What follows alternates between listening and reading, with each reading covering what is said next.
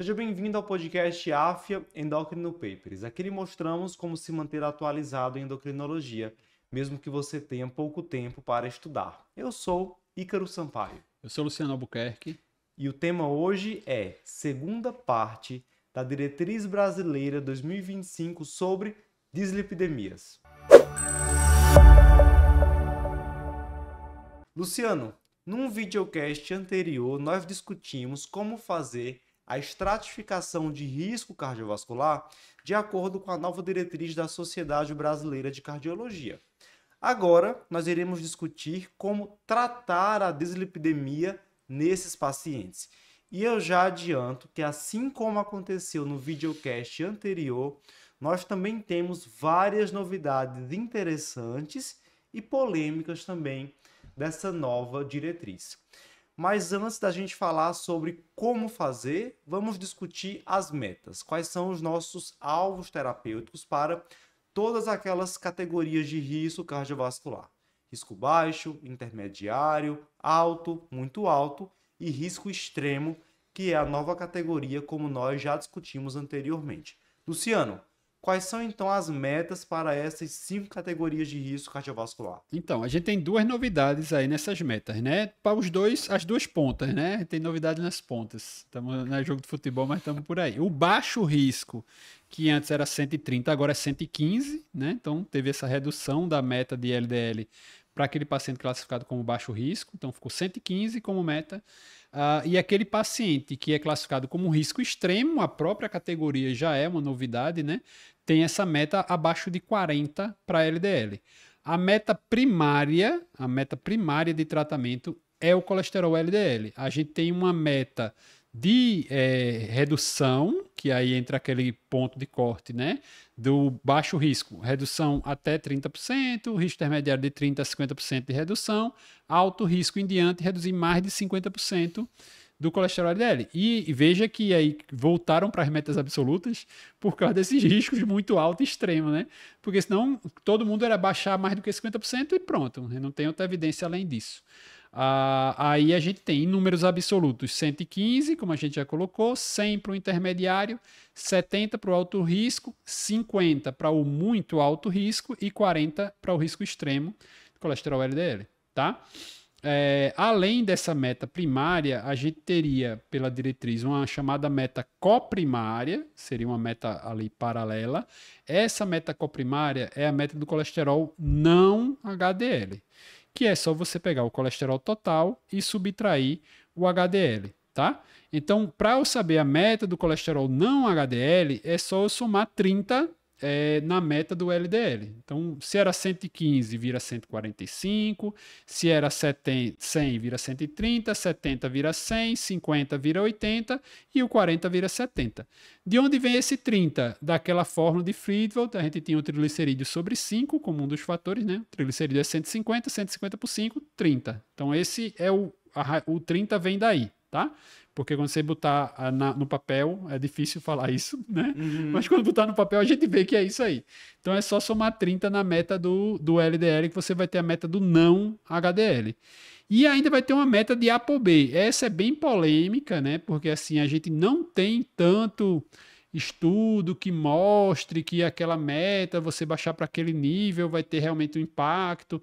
Então essas metas são um pouquinho controversas, tá? E a ApoB é como se ela tivesse uma distribuição um pouquinho mais aberto em relação ao LDL, tá? Então, assim, as variações menores dá mais diferença. Para quem quiser decorar, né? Aí vai entrar, o 70 é o mesmo para os dois, tá? Então, o alto risco, a meta de LDL seria abaixo de 70, a meta de ApoB seria abaixo de 70 também. Eu acho que é o ponto de corte mais fácil de decorar. Tá? O muito alto, esse 70 do ApoB vira 55 e o muito extremo vira 45. Então são variações diferentes. Para cima varia de 20 em 20 para cada 30 do LDL. Né? Mas assim, não dá para... Tem que pegar a tabelinha e olhar. É 110, 90, 70... Eu já sei porque eu já olhei algumas vezes, mas assim, para você que está escutando, eu acho que é mais recomendado se você precisar chegar a usar ApoB, porque a gente lembra, quem já assistiu o podcast anterior, naquele paciente tem hipertrigliceridemia, você poderia usar o não HDL, até mais fácil, Mas se você tiver acesso a dosar, pode dosar a ApoB, que aí seria uma correlação melhor, tá? Mas a ApoB teria essas situações e a gente também não tem, assim, tanto dado na literatura de colocar como meta terapêutica como a gente tem com o LDL, né? O LDL está bem mais substanciado, que já é bem mais estudado, né? Então a gente percebe agora uma tendência nessa nova diretriz de metas mais intensivas nesses pacientes de risco cardiovascular maior, que seriam os pacientes de risco extremo, né? Colesterol LDL menor que 40, o que vai nos levar a uma necessidade também de usar drogas mais potentes ou de pelo menos usar mais medicamentos, medicamentos em combinação para o tratamento da dislipidemia. E é justamente sobre isso que a gente vai falar agora. Quais são, em linhas gerais, os fármacos hipolipemiantes que são citados por essa nova diretriz para a hipercolesterolemia? Eles reforçam ali o papel da estatina como sendo a terapia base para pessoas de alto risco cardiovascular ou para pessoas que apresentem níveis elevados de colesterol LDL. É a terapia que tem maior evidência não só em relação à redução do colesterol LDL, mas principalmente redução de desfecho. Isso. Redução de desfecho cardiovascular, redução do risco de morte cardiovascular. Então, de fato, é a terapia base para aquele paciente que tolera. E a partir dela, a gente iria associando outros medicamentos que também são citados pela diretriz, como ezetimiba e também como inibidor do PCSK9. Ela já extrapola até outras coisas, né? Mas assim, cabe bater sempre essa primeira tecla, que estatina tem maior evidência de redução de desfecho que qualquer outra droga, né? Às vezes a gente pensa, não, o IPCSK9 é mais potente, mas estatina, em termos de estudo clínico, reduz mais desfecho cardiovascular do que o próprio IPCSK9. Então, assim, o que a gente quer no paciente não é só reduzir o número do colesterol LDL, é porque a gente sabe que essa redução está associada à redução de evento, né? A gente já teve algum, não para LDL especificamente, mas, por exemplo, os inibidores da CETP, que aumenta muito o HDL, aumenta, mas não mudou nada o evento. Então, assim, para quê? Não quero mudar o laboratório, não quero tratar exame, eu quero tratar a redução de desfecho. Então, estatina, sem dúvida, é o mais potente que tem maior redução. Em segundo lugar, a ezetimiba, pela questão da facilidade, a gente já tem muitas associações fixas, né? Tanto de simvastatina como de rosuvastatina, direto já com ezetimiba. Ezetimiba tem uma dosagem única, é bem tolerado, não aumenta a incidência de eventos colaterais em relação às estatinas, mas a gente tem que reforçar que não tem evidência de que ezetimiba sozinha reduza desfecho. Então, a ezetimiba ela só aumenta o potencial de redução da primeira droga, né? Então, tem associação bem documentada com a estatina, com ácido bempedoico, né, que a gente vai falar já já, mas que aí não seria também uma droga assim, de primeira linhazíssima para isso.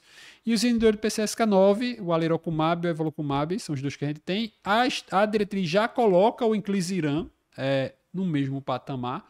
O inclisiran é um Sirna que teria vantagem de ser de aplicação semestral, né, a partir da terceira dose. Né? A primeira e a segunda seria 3 meses, e depois 6 meses para você fazer a terceira, e daí por diante de 6 em 6 meses.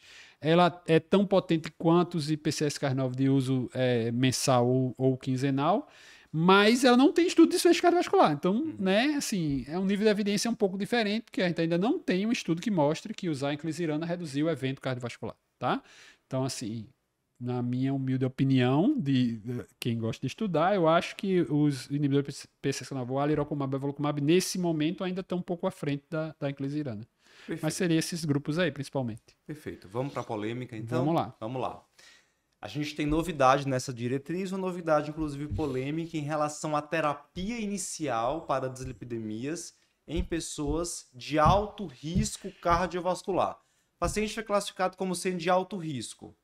Qual é a terapia inicial que já é proposta? Primeira vez que eu vou prescrever uma terapia hipolipemiante para esse paciente. Eles criaram essa recomendação de terapia dupla inicial, né? Então, assim, tá certo, é considerar a terapia dupla tal, mas a gente, de novo, não tem uma evidência de que você tenha realmente, assim, ó, se eu começar a terapia dupla, vai reduzir mais evento. Indiretamente acaba tendo, porque baixa mais. Estatina de alta potência e ezetimiba, isso, né? já de cara. Mas aí, de todo jeito, talvez diminua a adesão do paciente, embora, como a gente já conversou antes, esse paciente não de alto risco, né, mas um de risco muito alto, o paciente já teve evento, tudo bem, aí eu acho que a adesão já está muito sensibilizada. Mas, como a gente diz, a calculadora com os fatores agravantes, muita gente acaba caindo em alto risco, né? E aí todo mundo vai já começar com duas drogas, é complicado, né? Assim, é até difícil você convencer o paciente em relação a isso. Lembrar que esse paciente vai ter uma série de outras medicações aí na jogada, né? Não é só estatina, vai ter a história dos antipertensivos, às vezes tem a história do antidiabético, tem outros cenários aí para se tratar. Então a gente tem que ter bom senso na prescrição para não tá aí até afastando o paciente do seu tratamento.